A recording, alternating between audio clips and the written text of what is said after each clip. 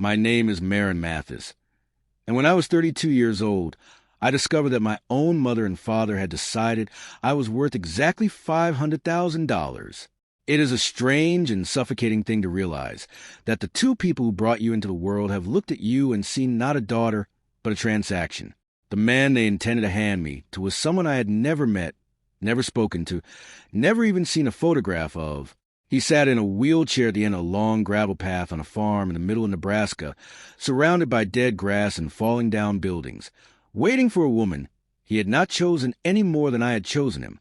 My mother didn't carry herself like a woman selling her child. She held out a pen and told me it was a fresh start, a new chapter, a chance to do something meaningful. But I had grown up in my mother's house, and I knew the difference between what she said and what she meant. Before I signed anything, I had to make a phone call I had been dreading since the moment I understood what was happening.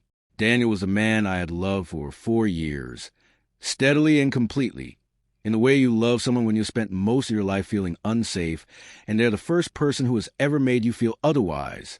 He had a laugh that made me feel like I could take up space in a room without apologizing for it. He had asked me to marry him on an unremarkable Tuesday evening, with a ring he had spent nearly a year saving for, and I had said yes before he even finished the question. The phone call I made and all of that lasted less than 3 minutes. I told him I couldn't marry him. I gave him nothing he could hold on to, no explanation that would have made any sense, because the truth that my mother had decided to settle her debts by arranging my life like a business deal was not something I could say out loud yet. I hung up and drove home with the windows open in the freezing cold. Try to feel something other than the particular numbness that comes from making a decision you know is wrong and making it anyway. I need to go back further so that you understand how a person ends up in that driveway. I grew up in a town so small that the post office and the church shared the same parking lot.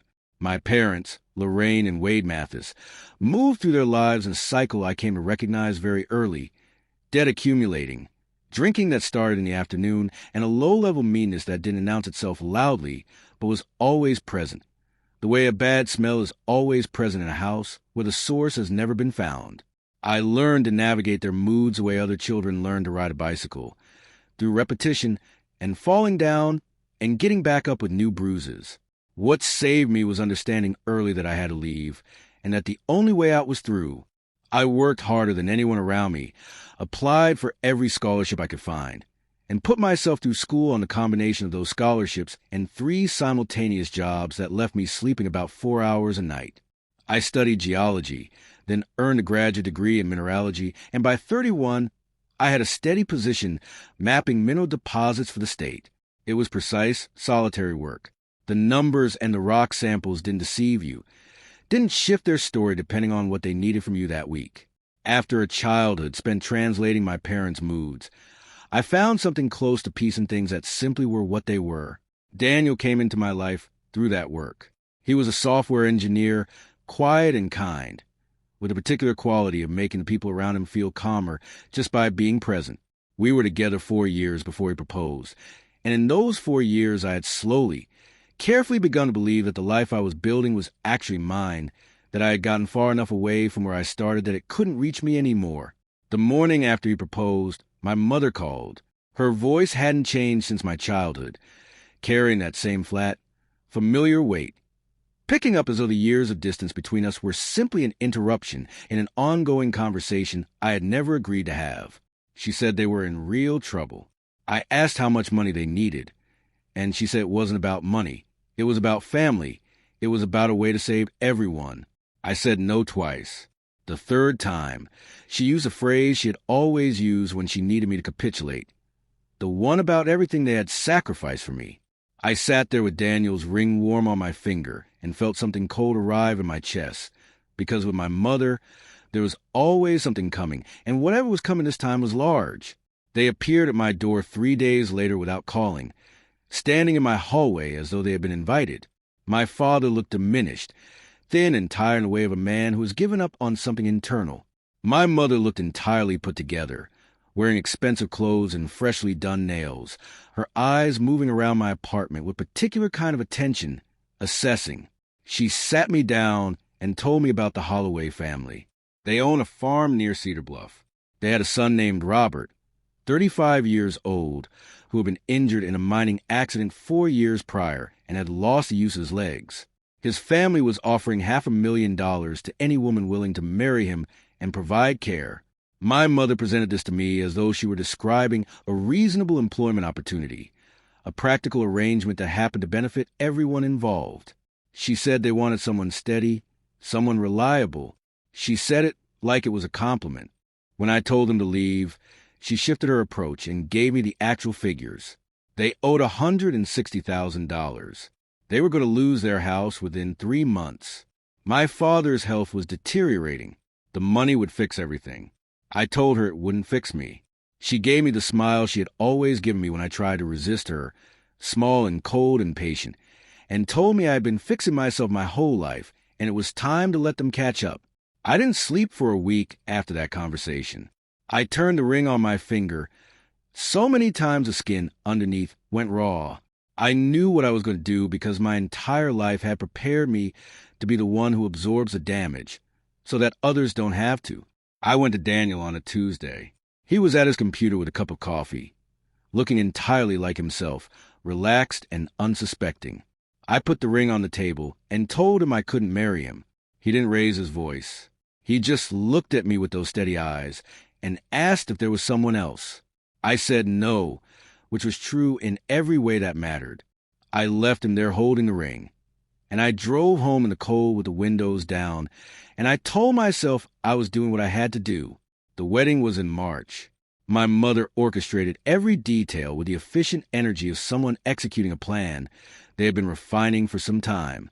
She bought me a dress online that didn't fit properly. The ceremony took place at the Holloway farm with very few people present. The night before, in a motel room with the ironing board out, she pressed the dress and told me I was doing the right thing. I told her she only believed that because she needed to. She looked at me without flinching and said, "You were always going to pay us back." In that moment, something settled into clarity for me. I wasn't her daughter. I had never been. Not really. I was a debt she had been carrying, and she was finally collecting. My father sat in the car outside the whole time and stared at nothing. What I didn't know yet was that my mother had already spent nearly $70,000 of that money before I had even said the words. She had debts she had never mentioned, layered and hidden. I packed my life into bags, and at the bottom of one of them I put the tools of my actual work.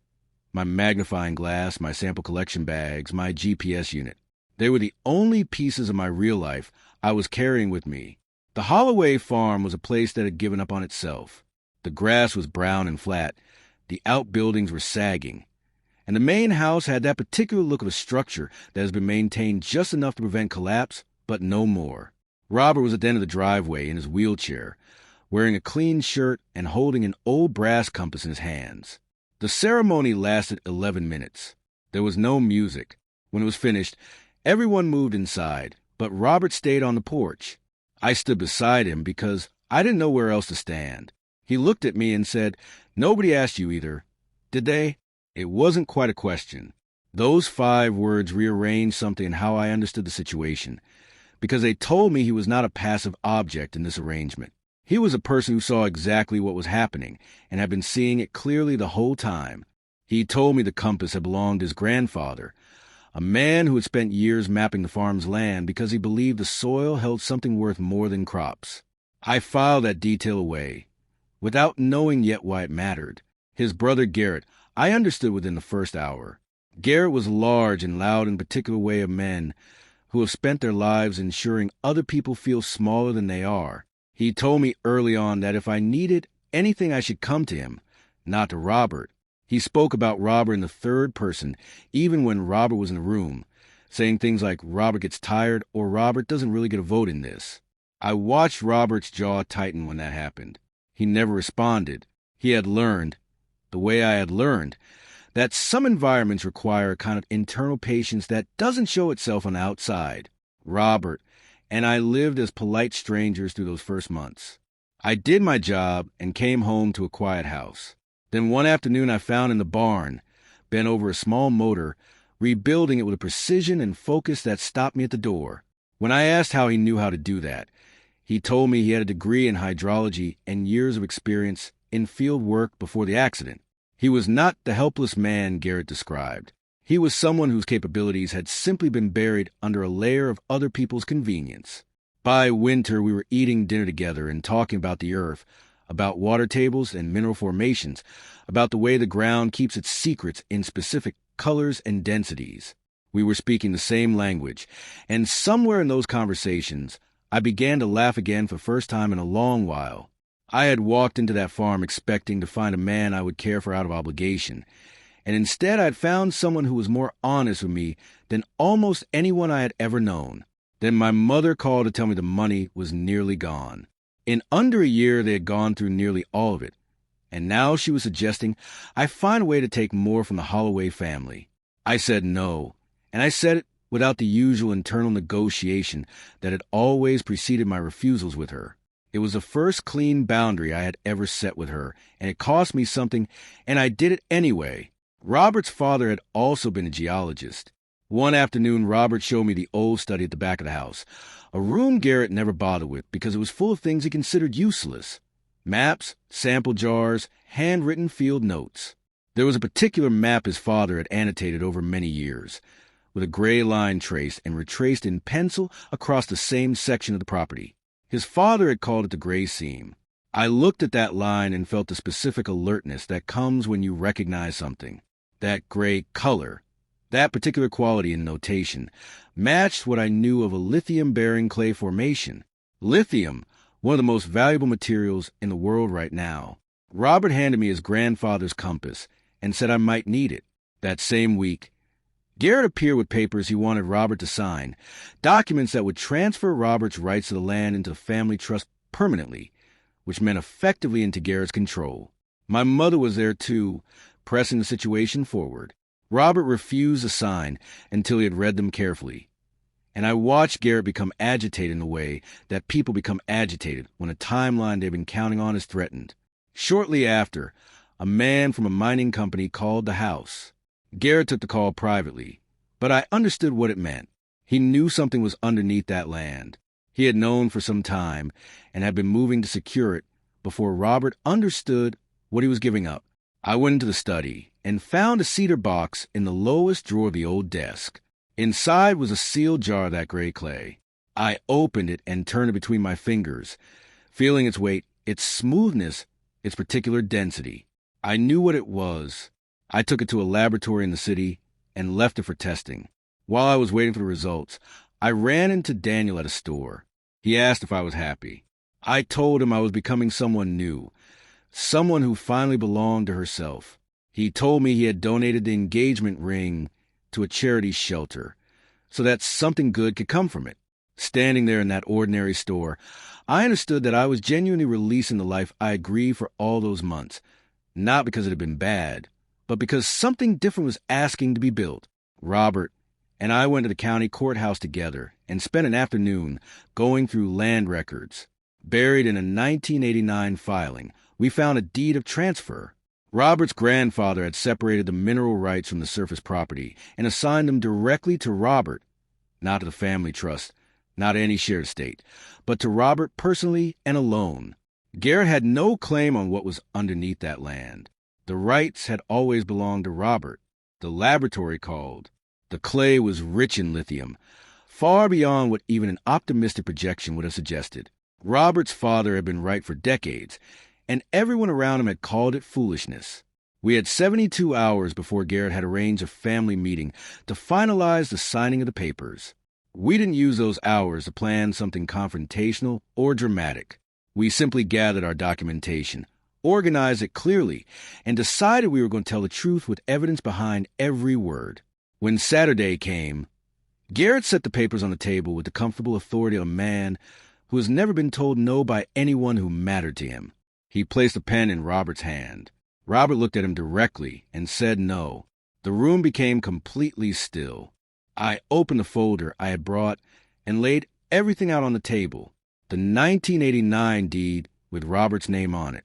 The laboratory report with the lithium concentration figures. The legal letters we had obtained confirming the scope and validity of the mineral rights. And the jar of gray clay, which I placed in the center of the table, worth more, as it turned out, than everything else in that room combined. Garrett's own lawyer examined the documents and told him quietly and plainly that there was nothing to be done. My mother made one final attempt, reaching for the language of family and sacrifice and everything she had given. I told her I was not her debt to collect. I had paid what I owed, and I was finished. I pushed Robert's wheelchair out of that house, and for the first time in as long as either of us could remember, we were free.